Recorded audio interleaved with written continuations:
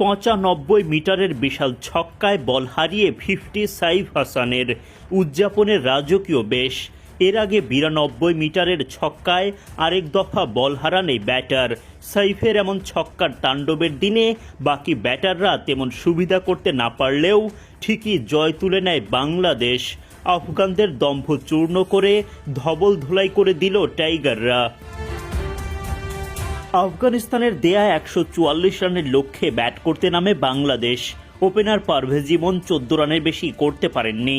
আরেক ওপেনার তানজিদ তামিমের সঙ্গে যোগ দেন সাইফ হাসান।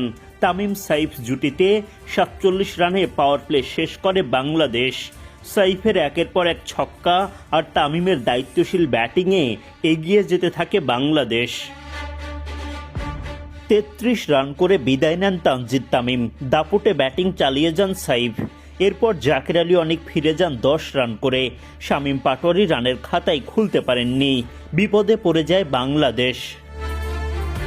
কিন্তু সাইফ হাসানের বল হারানো ছক্কার ঝড় দুর্দান্ত 50-তে বাংলাদেশ খুঁজে পায় জয়ের পথ। টানা ৩ টি-20 জিতে আফগানিস্তানকে হোয়াইট ওয়াশ করল বাংলাদেশ। রবিবার সিরিজের তৃতীয় ও সবশেষ টি-20তে মুখোমুখি হয় বাংলাদেশ ও আফগানিস্তান।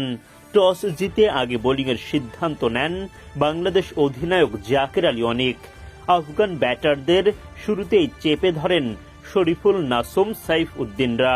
তৃতীয় ওভারে শরীফুল ইসলামের প্রথম আঘাত। নুরুল হাসান সোহানের ক্যাচে বিদায় নেন ইব্রাহিম জাদরান। আফগানদের আরেক ওপেনার রহমানুল্লাহ গুরবাজকে ফেরান নাসুম আহমেদ। চলতি সিরিজের সেরা ক্যাচটাই যেন লুফে নেন শামীম পাটোয়ারি। উল্লাসে ফেটে পড়েন নাসুম। ২৪ রানেই দ্বিতীয় উইকেট হারায় আফগানিস্তান। ৩৯ রানে গিয়ে তাদের তৃতীয় উইকেট তুলে নেন মোহাম্মদ সাইফুদ্দিন। সাইফুদ্দিনের ফুলটসে চোখে সর্ষের ফুল দেখেন ওয়াফিউল্লাহ।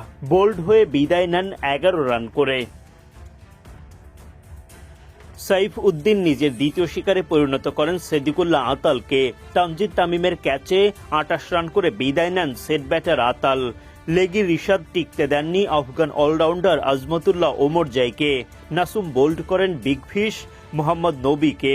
৮২ রানের মধ্যে আফগানিস্তানের ৬ উইকেট তুলে উঠতে থাকে বাংলাদেশ। তানজিম সাকিবের বলে নাসুমের চোখ ধাঁধানো ক্যাচে বিদায় নিতে হয় রশিদ খানকে।